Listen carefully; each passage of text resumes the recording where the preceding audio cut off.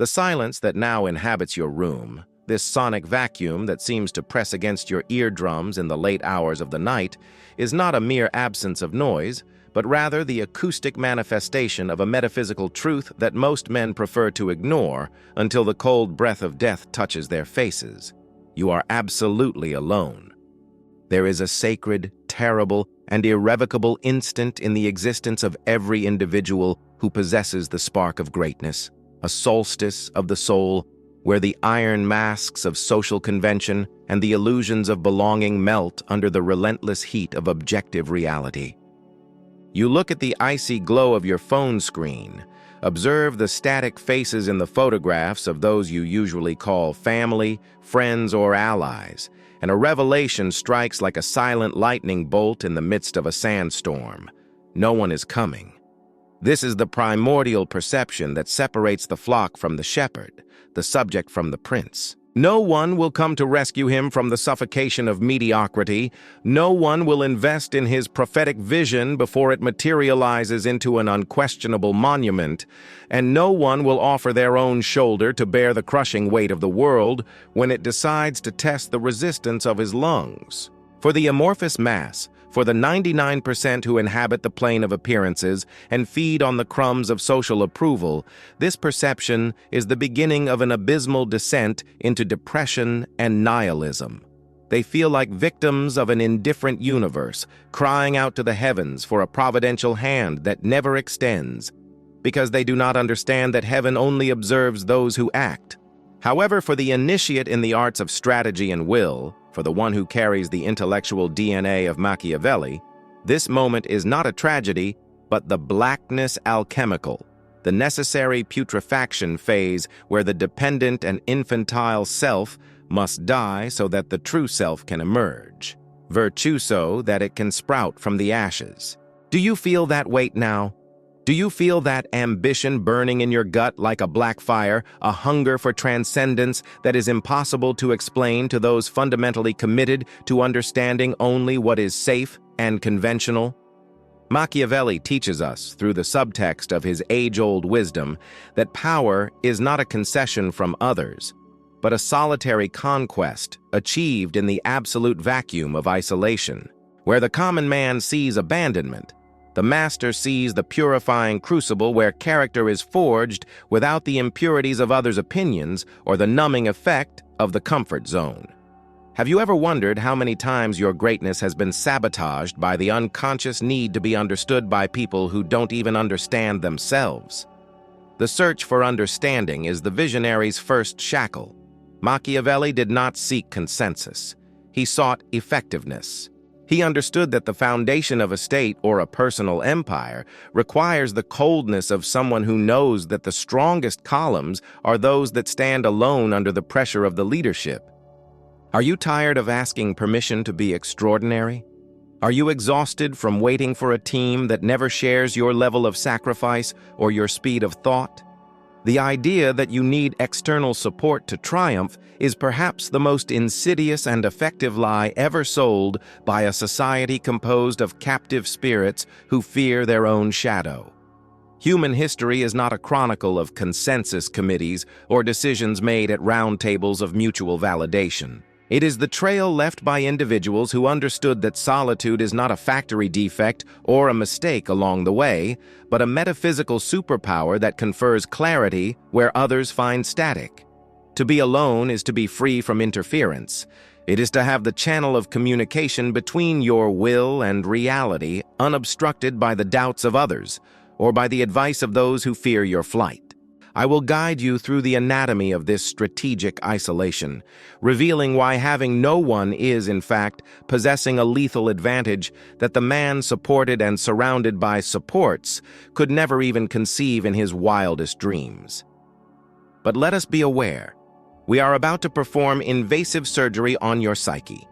We need to extirpate, with the precision of a cold scalpel, the part of you that still begs for crumbs of validation. We need to sacrifice the herd animal that seeks the warmth of the group to feel safe. If absolute darkness and the weight of silence terrify you, I recommend you close this video now and return to the noisy crowd. There they will keep your soul warm, but your existence will be irrelevant and diluted. However, if you are ready to become the figure that walks through the valley without fear of not having a hand to hold, remain here. Why do you still fear the void when it is precisely in it that stars and empires are created? What would happen to your ability to execute if, suddenly, you stopped seeking approval in the eyes of those who don't possess even a tenth of the vision you carry? The man who depends on support is a man who has given the world control over his own speed. If the world stops supporting him, he stops moving. But the prince, the architect of his own life, is an internal combustion engine. He generates his own heat, his own light, and his own direction. This is his baptism into stark reality. The water is icy, the pressure is high, and the only heat allowed is that of his own inner determination, burning like a forge that transforms solitude into sovereignty. Are you ready to accept that your Savior is in the mirror and nowhere else? From now on, the question is not who will help you, but who will have the audacity to stop you when you become your own army. From the moment your lungs experienced their first painful contact with the air of this world, you were subjected to a systematic process of domestication of your will. The initial cry in the crib, promptly attended to, planted in your subconscious the seed of a dangerous lie, that your survival and success depend on external intervention. This conditioning, far from being an accident, is the pillar of a society that fears the sovereign individual. School, in its leveling down structure, taught you the sterile comfort of group projects, where merit is diluted and responsibility is fragmented until no one is truly to blame for failure, nor truly the owner of victory. Religion, often distorted, promised you that salvation lies in congregation and submission, and modernity, with its seductive corporate vocabulary, sold you networking as the only elixir capable of guaranteeing your ascension. You were, in practice, lobotomized into believing that the only possible upward movement is one in which other hands lift you out of the pit. It's not what you know, but who you know, they repeat in the corridors of power, like a mantra of submission. And you, in your thirst for belonging, nodded affirmatively while the poison of dependency was injected directly into your spiritual veins. But stop and observe with the coldness of a strategist. When you entrust your path to those you know, you are, in fact, signing a confession of intellectual and emotional bankruptcy. You voluntarily hand over the keys to your destiny to guardians who, by definition, act based on their own interests, fears, and insecurities, never yours. Imagine an architect who depends on the benevolence and constant approval of his neighbors to erect the columns of his monumental temple.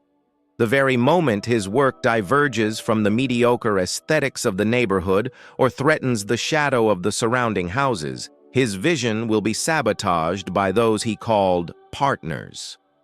Machiavelli, with his eagle-like vision soaring over the viscera of human nature, understood that real power is allergic to dependence. In his masterful work, he warns us that a ruler who founds his state on the support of others builds on quicksand.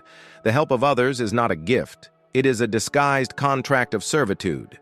In esoteric and theosophical terms, seeking external support is tantamount to incurring a karmic debt that drains your energy. Virtue. Consider the invisible weight of this dynamic. When someone helps you, that person automatically acquires a slice of your future.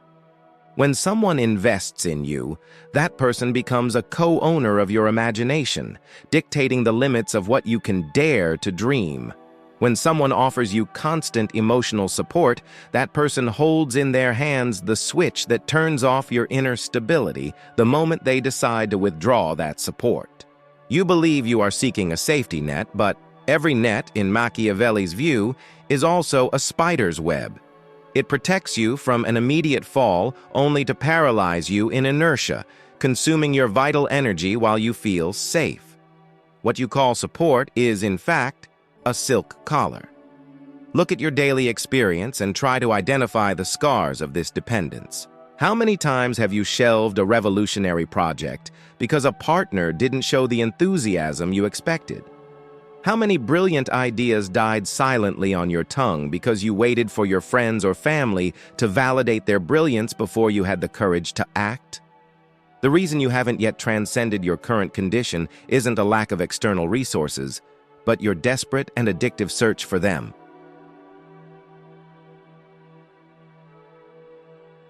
You burn your precious mental energy scanning the social horizon in search of a savior, a mentor, an investor, or a master, while your inner empire remains in ruins, awaiting the only command that matters, your own.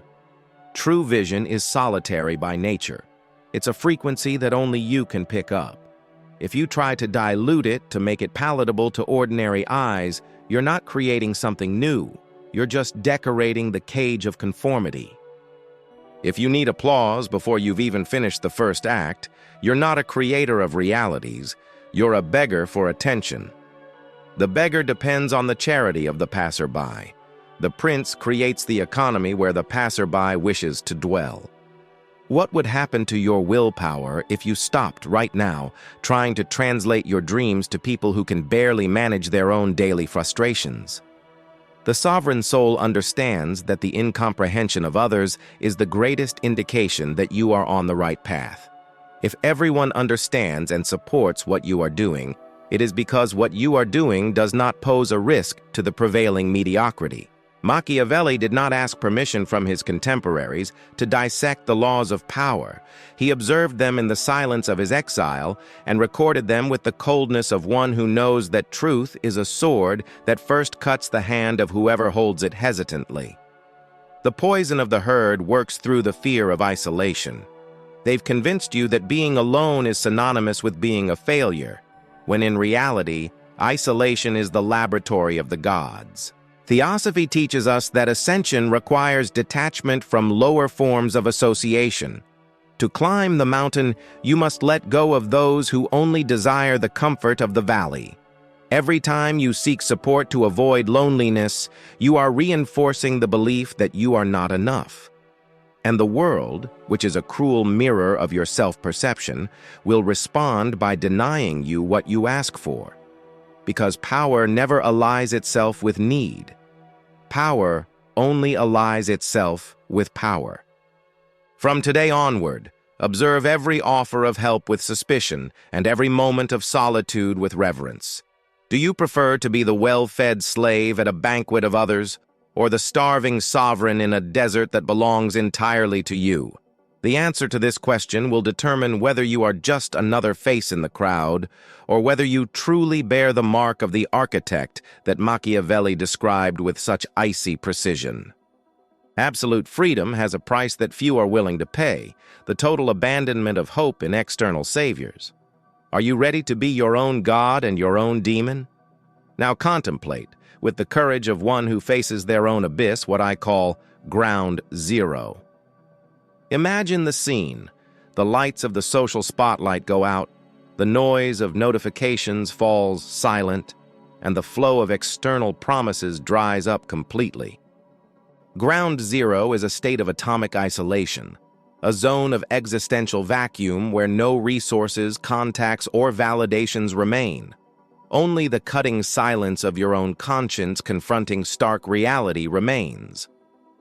It is the moment when you look at your bank account, revisit your contact list, and realize that the tools at your disposal are limited to your intellect and your hands. Most men panic completely in the face of this desert, because we have been taught that the vacuum is a mistake of nature that must be filled with noise. But for the master of virtue, for those who understand the hidden mechanics of power, this vacuum is ultimate freedom in its most distilled and potent form. If you have zero support, you possess something no billionaire backed by inheritances can buy. You have zero mentors. If no one helped you climb the first steps of the staircase, no one possesses the moral or financial leverage to knock you off the top. In the esotericism of will, empty space is not a lack of matter, but the sacred territory where pure creation is possible, far from the radioactive pollution of others' opinions.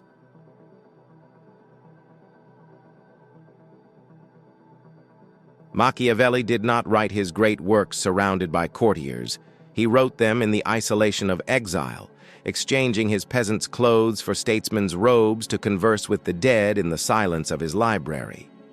He knew that a throne conquered alone does not accept co-authorship, and therefore does not accept betrayal. Provocative question.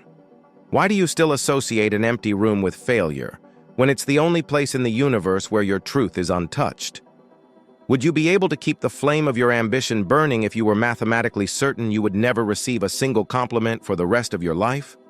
The transfiguration of solitude demands a radical change in your emotional engine. Machiavelli emphasizes that it is far safer to be feared than loved when you cannot be both. And in the laboratory of his isolation, this translates into a golden rule. Stop trying to be loved for your ideas and start being respected for your unwavering competence. When you seek support, you are, deep down, begging for affection. You want your family to be proud, your friends to validate your path, the world to embrace you. This emotional neediness is a magnetic repellent of power. Power is attracted to autonomy, not need. Have you noticed that the more you seem to need an investment, a favor, or a shoulder to cry on, the more doors slam shut with a metallic bang? Desperation has a metaphysical odor that repels fortune, because fortune, as Machiavelli said, is a woman who favors the bold and impetuous, not beggars for validation.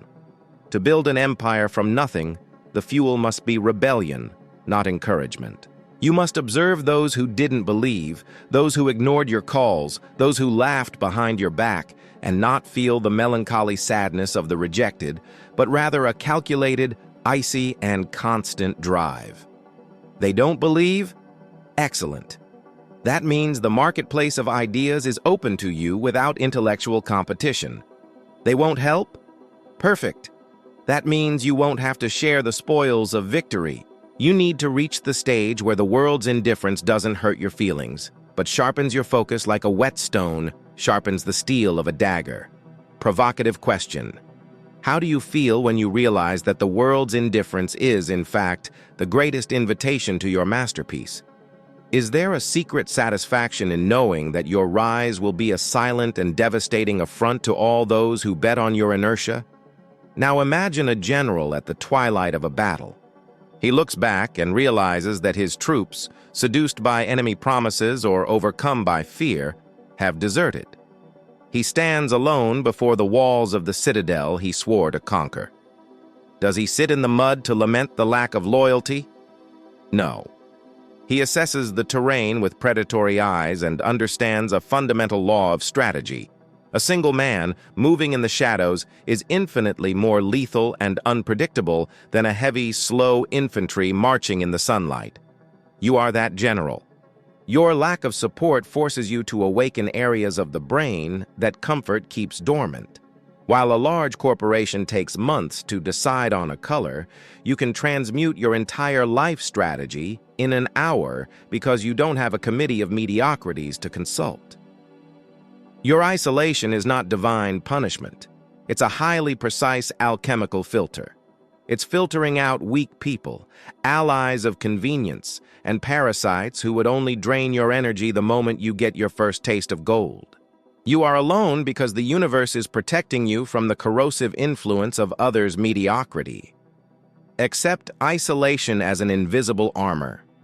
The prince doesn't lament the lack of subjects while he's building the foundations. He knows that as soon as the towers are high enough, the gravity of his success will attract all those who ignore him today. But until then, silence is your only trusted advisor. Provocative question. If solitude is the filter that purifies your work from the impurities of the world, why do you insist on trying to break through this barrier? Would you have the courage to sacrifice your entire social life for a year if you knew that, at the end of that cycle, you would be the absolute master of your domain? 0 point is the birth of true autonomy. When you have no one to blame for your failure and no one to thank for your success, you finally become the architect. Total responsibility is the heaviest burden a man can bear, but it is also the only one that strengthens the spine enough to support a crown. Do not seek the shortcut of consolation. If the path is difficult and you are alone, smile. It means the lesson is profound and the reward will be entirely yours. The transfiguration of solitude happens when you stop seeing the empty room as a sign of abandonment and begin to see it as the palace of a sovereign who has not yet revealed his face to the world. To execute Machiavelli's strategy in the 21st century, you must voluntarily enter what masters of strategy call the phantom phase. This is not merely a period of hard work, but an esoteric discipline of concealment and accumulation of power. In the contemporary world, we are addicted to the immediate externalization of every thought. Social networks have transformed ambition into a cheap commodity where the announcement of intention replaces the effort of execution. The fatal error of the common man, the error that drains his virtue even before it takes shape, there is the dissipation of vital energy through speech. The phantom, under Machiavellian guidance, understands that power is a fluid that requires containment. If you have an idea and rush to tell it to a friend, you are suffering from a hemorrhage of potential. The moment you receive the smile of approval or the nod of, "That sounds good," your brain releases a surge of dopamine that tricks your nervous system into believing that the goal has already been achieved. The creative tension disappears and your will withers. The ghost takes a vow of hermetic silence about its true ambitions. Don't tell your partner, don't share with your parents, don't post big things coming on digital platforms. Absolute silence creates an internal pressure comparable to that of an industrial boiler without escape valves. When the burning desire for achievement finds no outlet through the vocal cords, it is forced to descend into the viscera, the muscles, and the deepest zones of the intellect. It transmutes into a physical obsession, a restlessness that manifests as productive insomnia and hyperfocus. Machiavelli planned his political maneuvers in isolation, knowing that a word spoken too early to the wrong ally was the preface to decapitation. Silence is his shield and his forge.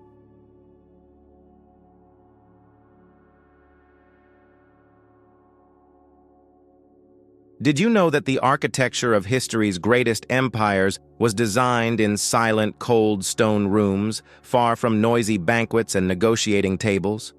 What would happen to your willpower if you remained completely anonymous for 6 months without posting a single achievement or thought online? Imagine the accumulation of strength that would occur in your spirit if no one knew you were winning until you had already won. Modernity attempts to pathologize obsession, labeling it as a mental disorder or an imbalance. For the architect, however, obsession is the only non-negotiable requirement. Without external support, you cannot afford average competence. You must be technically superior, strategically more insightful, and psychologically more resilient than anyone with a network of contacts. Your skill must be so vast that it becomes a force of nature, something the market cannot ignore, even if it wishes to.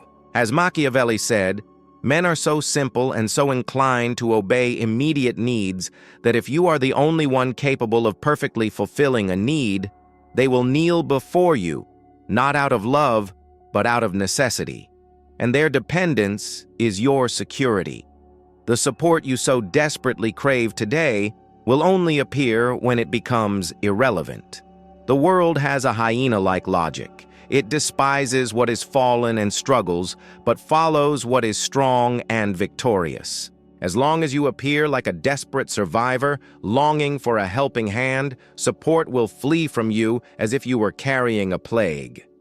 But when you emerge from the ghost phase with undeniable results, when your competence shines with the brilliance of gold refined in fire, those who ignore your messages today will say they always knew of your potential.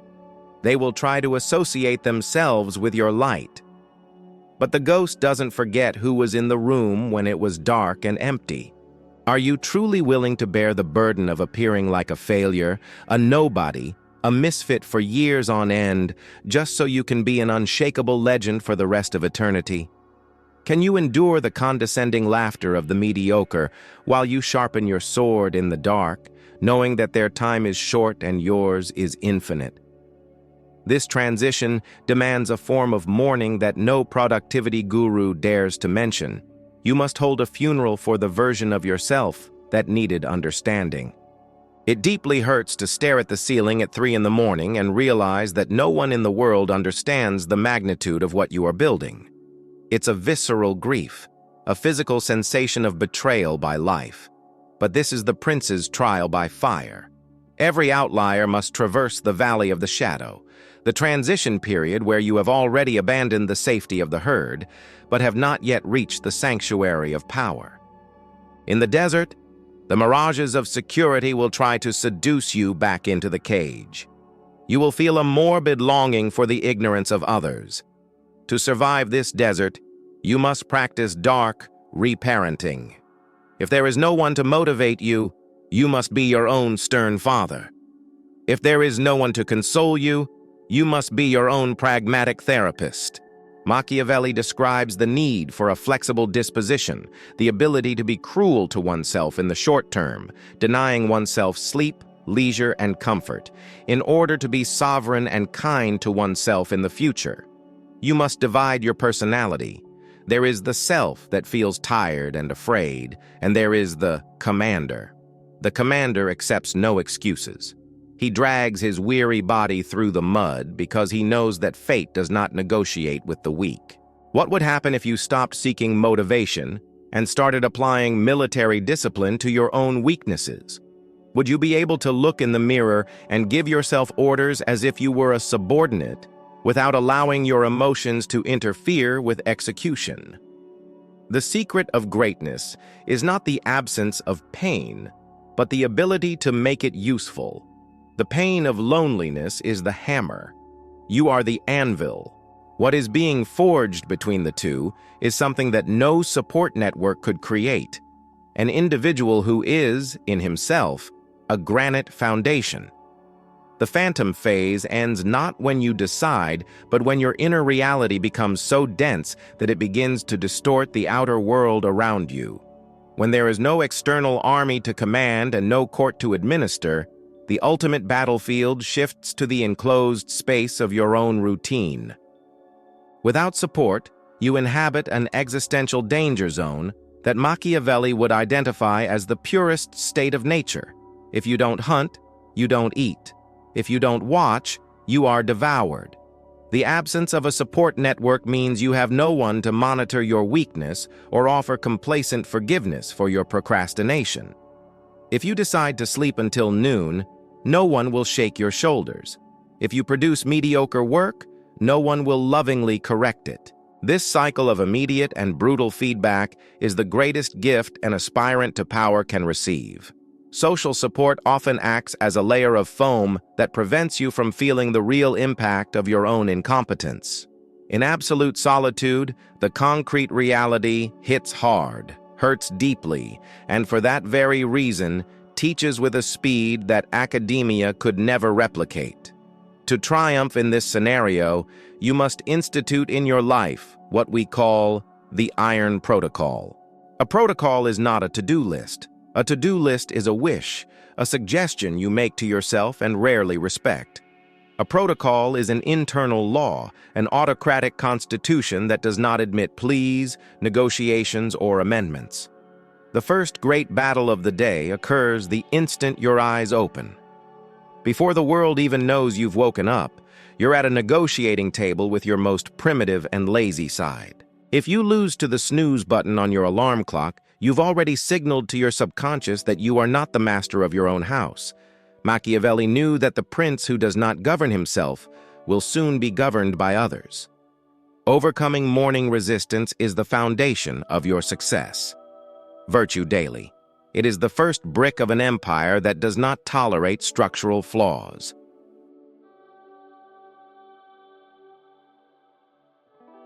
Provocative question. Discipline is the only army that never deserts the lone general. But have you been a commander or a deserter in disguise?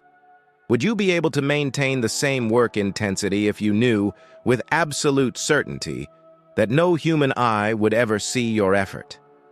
Its asymmetrical advantage in solitude is deep work, the deep work. While large corporations and networking groups waste months in meetings that serve only to schedule other meetings, you operate in a state of strategic trance. 4 hours of absolute focus, where the phone is kept in another dimension and the door is locked to the world, produce more value than an entire week of busy hustle and bustle in a modern office. In solitude, you have no interruptions. You have the luxury of total immersion. This is the moment when you become a polymath out of necessity.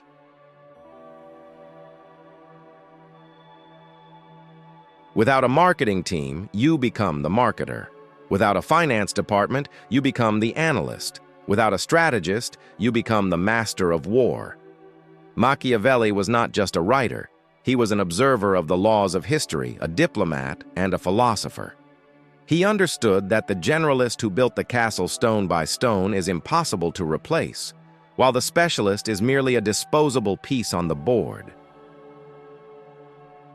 What have you been doing with the silence of your isolation?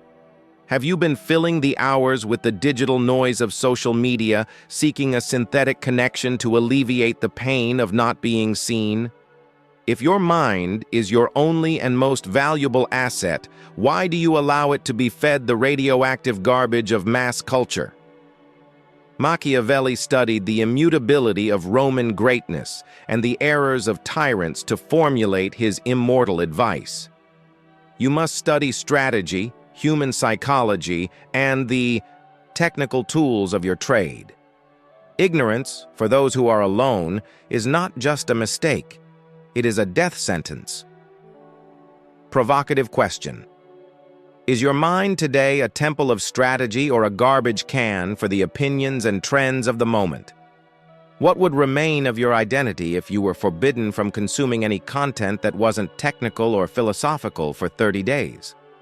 To sustain the Iron Protocol, you must master the alchemy of sublimation. This is the ability to take the densest and most negative emotions, the sadness of abandonment, the anger of betrayal, the fear of failure, and transmute them into kinetic energy for work. The average person seeks to sedate these pains with alcohol, pornography, cheap entertainment, or food. They want to stop feeling so they can continue enduring their own mediocrity. You will do the exact opposite. You will feel the pain of loneliness fully, let it burn in your veins, and use that heat to fuel the gears of your production. Strategic anger is a far more potent fuel than fleeting inspiration. Inspiration is an unfaithful lover who abandons you at the first sign of difficulty. Anger against those who doubted you is a loyal ally that will keep you awake at 3 in the morning. Remember what Machiavelli wrote about fortune. She is a woman, and to keep her submissive, it is necessary to treat her with impetuosity and force. If you are the nice guy who expects support and understanding, fortune will ignore you. But if you are the man who accepts nothing less than victory, even if you have to walk on hot coals alone, she will bow before you. Isolation forces you to be anti-fragile. When you don't have a buffer, every mistake hurts, but every success strengthens you permanently. You are being trained by the universe itself to become a force of nature. If you survive this protocol, no economic crisis, market shift, or personal betrayal will be able to bring you down because your foundation does not depend on external factors. It is made of iron and willpower. Provocative question. Are you willing to be the villain in someone else's story, to be the hero in your own? Can you bear the label of cold, obsessed, or antisocial while building what no one else can even imagine? The price of sovereignty is the solitude of command, and the inner general knows that, at the top of the mountain, the air is thin and there's room for only one. This stage of the journey demands that you audit yourself with surgical cruelty. At the end of each day, in the court of your own mirror, you must ask, did I move the boundaries of my empire today, or did I just make noise to feel important?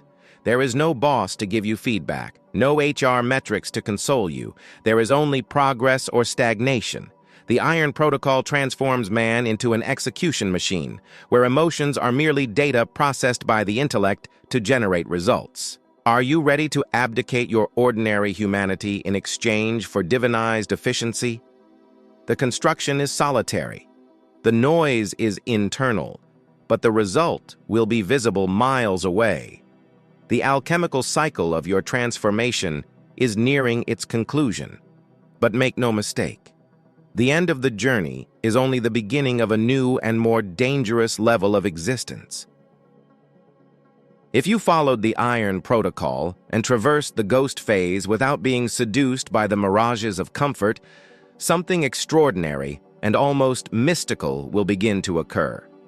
Your inner world, once a tumult of uncertainties and lack, will become so dense and organized that it will begin to exert a gravitational pull on external reality. You will begin to win. The numbers in your account will begin to rise. Your technical competence will become an undeniable fact, and your presence will radiate a frigid authority, the fruit of 1,000 battles fought in absolute silence. And then, as if following an ancient and predictable script described by Machiavelli, they will return. Those who were too busy for a simple coffee, the family members who suggested you abandon your delusions for a stable job, and the former allies who deserted you at the first sign of trouble will return with glassy smiles and outstretched hands. They will come to you with a new narrative, trying to rewrite the story of your isolation. They will say things like, "I always knew you could do it," or "I always believed in your potential, I was just waiting for the right moment to get closer." They will try, with almost admirable audacity, to insert themselves into your triumph, wanting a place at the table of a banquet whose ingredients you gathered yourself in the cold and rain. This is your final trial by fire, the most subtle and corrosive of all, the temptation of belated validation. Your old self, that herd animal that begged for crumbs of affection, will feel a burning desire to open the castle gates, to finally be loved and understood. Machiavelli whispers a final warning in your ear. Don't do it. Sovereignty demands that you maintain the sacred distance. You don't need to be cruel or noisy in your denial. You must be politely indifferent. Treat them with the same glassy smile they wear, but never allow them to influence your power base again. Their love is conditional, based on your usefulness and the glitter of your gold. The prince does not build his foundations on the shifting sands of affections for convenience. To put this sovereignty into practice, you must conduct a daily inventory of your independence. Ask yourself, if the whole world ignored me again tomorrow, would I still have the structure to thrive? The answer must be an absolute and unwavering yes. The goal of this journey was not money or fame. These are inevitable byproducts of competence, but rather the transmutation of your dependence into self-sufficiency. You have become your own asset. The knowledge accumulated in silence, the discipline forged in pain, and the resilience tested in abandonment are now part of your DNA. They cannot be taken away by a dismissal, a market crisis, or a personal betrayal. You are the mountain. The wind may blow and the clouds may hide its summit, but you remain still, while helicopter passengers fall at the first sign of turbulence. There is an indescribable, almost esoteric peace in knowing that you have passed through the fire and have not burned. You now possess the freedom of one who owes nothing to anyone. There is no thank you speech to be given to those who did not carry the stones with you. This clarity gives you an eternal strategic advantage. You cannot be emotionally blackmailed. However, here lies the beautiful paradox of Machiavellian sovereignty. Now that you don't need support, you are finally qualified to offer it. The solitary master becomes the true patron. You will be able to identify in the crowd of desperate people that hungry, isolated, and brilliant young person who is about to give up for lack of a validating voice. And you will be that voice. But you will not do it out of a need to be loved or out of blind charity. You will do it strategically, investing only in those who demonstrate possessing the same spark of virtue who saved you. You become the architect who not only inhabits the castle, but who designs the cities where future sovereigns will be born. Machiavelli ended his life in exile, misunderstood by many but immortalized by the stark truth of his words. He knew that time is the ultimate judge, and that glory belongs to those who dare to gaze into the abyss without blinking. His journey in Digital Cave, it's only just beginning. The path of zero support is a painful mutation of the soul, a journey that demands you appear as a failure in the eyes of the world long enough for you to become an eternal legend in your own eyes. Most people who have come this far will turn off this video and immediately seek a distraction to alleviate the weight of these words. They will seek the comfort of the herd and die diluted in the mass. But you, who breathe the rarefied air of these ideas, know that the empty chair beside you is not a sign of loneliness, but your throne waiting for you to grow enough to occupy it fully. If this truth resonated deep within your conscience and awakened the sleeping general within, make this moment your ground zero. Like this manifesto, so the algorithm understands that sovereign minds still exist.